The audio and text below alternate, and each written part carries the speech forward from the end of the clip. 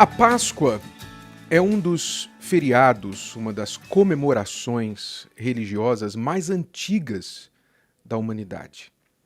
Por mais de 3.000 anos se comemora a Páscoa. Inicialmente, os judeus começaram lá no Egito.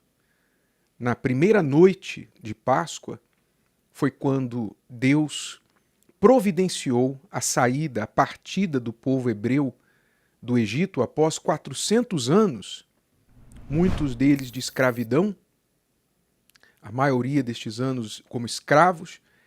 E naquela noite, então, Deus disse que todos deveriam ficar em casa, fechar as portas com a sua família, aprontar-se para a jornada, pegar o seu cajado, vestir a sua roupa, cingir os seus lombos, preparar as suas coisas para a saída e imolar, sacrificar um cordeiro perfeito, macho, de 1 ano, e pegar o sangue daquele cordeiro e marcar os umbrais da porta da casa, a porta externa da casa, de forma que o espírito destruidor que Deus enviaria como a 10ª praga sobre o Egito, por juízo, por Faraó, não permitir que o povo dele saísse, o povo de Deus saísse para a sua liberdade, aquele espírito destruidor passaria por sobre todo o Egito, e toda a casa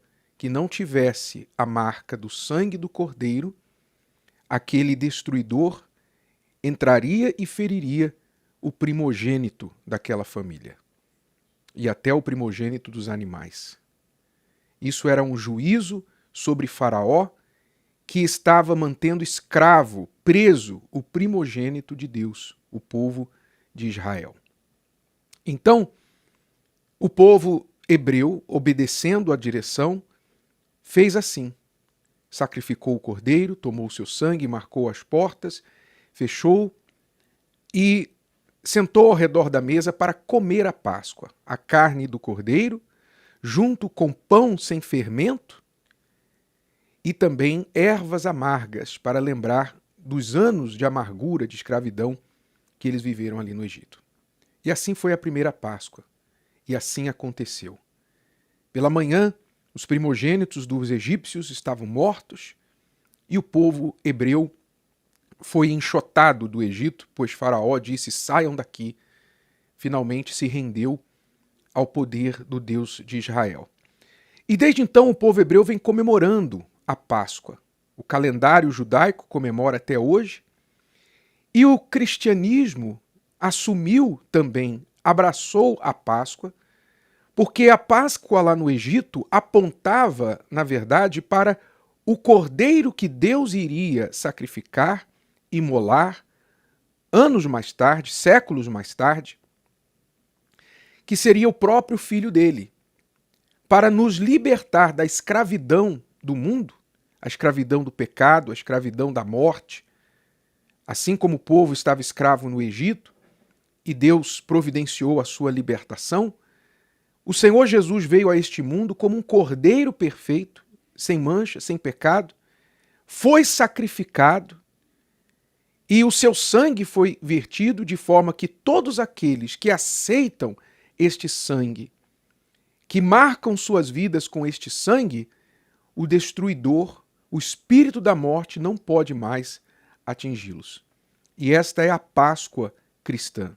Nós comemoramos a Páscoa cristã lembrando da morte do Senhor Jesus na cruz, na sexta-feira da paixão, a sexta-feira santa, chamada santa, porque ali ele derrotou, como o povo hebreu, através da sua fé, da sua obediência, derrotou definitivamente a Faraó naquela noite.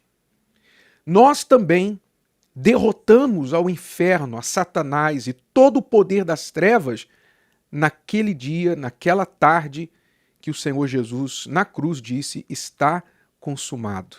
Houve terremoto na terra, o céu escureceu, houve trovões. E então ali foi quebrada a aliança com o mal.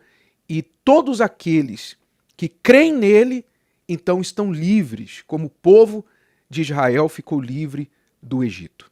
Porém, lembre-se que quando o povo saiu do Egito, Faraó depois veio atrás, querendo ainda capturar, querendo ainda castigar, matar o povo de Israel. A sua saída do Egito não foi seguida da entrada imediata na terra prometida.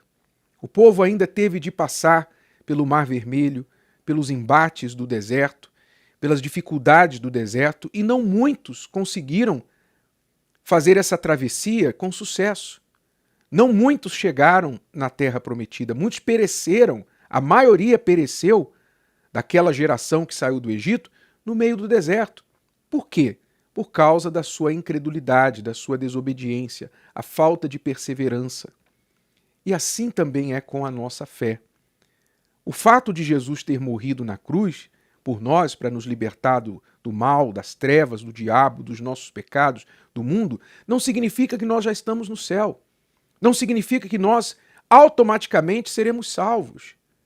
Seremos salvos, sim, se cremos nele, mas mantivermos a nossa caminhada por esse deserto até a chegada na nossa terra prometida, que será a salvação, a vida eterna, quando finalmente nós também fecharmos os olhos aqui e pudermos dizer, está consumado, está terminado. Então, o que isso significa para nós, para todos nós? Significa que você, eu não falo nem com você como cristão, eu falo a todos agora, independente de religião.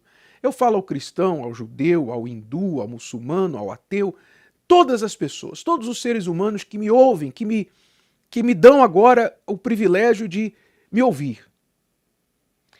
Eu digo a vocês, você que está recebendo esta mensagem, tem que parar e pensar no que o Filho de Deus fez lá na cruz. O que aconteceu ali? Como eu já falei aqui, neste lugar, neste espaço, Jesus não é uma figura fictícia. Ele não foi uma imaginação. Jesus existiu. Existem inúmeros registros bíblicos e extrabíblicos da existência do Senhor Jesus e do que ele fez. Então, ele foi uma pessoa que existiu, que falou as coisas que falou, fez as coisas que fez, com inúmeras testemunhas, que foi crucificado e cujo corpo não foi achado depois no seu túmulo. E apareceu depois da sua morte na cruz e depois do seu sepultamento a mais de 500 pessoas, que foram testemunhas oculares da sua ressurreição. E tanto foram testemunhas que estas pessoas estavam dispostas a morrer pela fé nele. Eu te pergunto, alguém morreria por uma mentira? Alguém morreria por uma invenção? Alguém daria a sua vida sabendo que está sustentando um golpe, uma ilusão? Não. Ninguém faria isso em sã consciência. Mas inúmeros dos cristãos que testemunharam da sua ressurreição pagaram com a vida por crerem nele. Então você tem que fazer alguma coisa com esta informação. A pergunta é: o que você vai fazer sobre Jesus crucificado e ressuscitado? O que você vai fazer com esse fato? Não com uma história. Já não falo como história. Alguém inventou isso aí. Não, com fato. Com fato. O que é que você vai fazer com este fato? Você vai relegar isso ao esquecimento, dizer, depois eu penso nisso. Tenho outras coisas para fazer, tenho contas para pagar, tenho coisas para resolver na minha vida. Você vai relegar isso ao esquecimento? Você vai tratar isso como uma forma religiosa? Foi uma religião, Jesus foi um bom homem. Você não vai devotar tempo suficiente para realmente entender o que esta pessoa fez por sua causa? Sim, você está diretamente ligado aos acontecimentos na cruz. Você está ligado. Isso não foi uma coisa que aconteceu aleatória, longe de você, que você não tem nada a ver. Você está diretamente ligado àqueles acontecimentos. Você não vai se importar, você não vai querer saber. Você não vai tomar uma decisão sobre esta pessoa, Jesus, e o que ele falou sobre a sua alma, sobre a sua vida, porque ele entregou a vida dele por você? Ora, a inteligência pede que a gente, no mínimo, dedique um sério tempo, uma séria consideração para entender o que ele fez ali na cruz por nós, para nos livrar, para nos libertar. E se você entender isso, então você vai entender o que é a Páscoa. Você nunca mais vai tratar a Páscoa, a Sexta-feira Santa, como um feriado para não comer carne, como ovo de chocolate e outro feriado prolongado que você vai se programar para descansar e viajar. Nunca mais você vai tratar esse dia assim e nunca mais você vai tratar nenhum dia da sua vida como comum, porque você terá entendido os acontecimentos do dia mais importante da história da humanidade, que foi o dia em que o Cordeiro de Deus, o Filho de Deus, foi sacrificado e o sangue dele oferecido para marcar a sua vida, para te livrar da morte e de todo o mal. O dia que você entender isso, você de fato será livre. Gostou? Que tal ouvir de novo? Ouça quantas vezes precisar até que este conteúdo faça parte de você. E não se esqueça de dar o seu like, comentar e compartilhar. Até a próxima!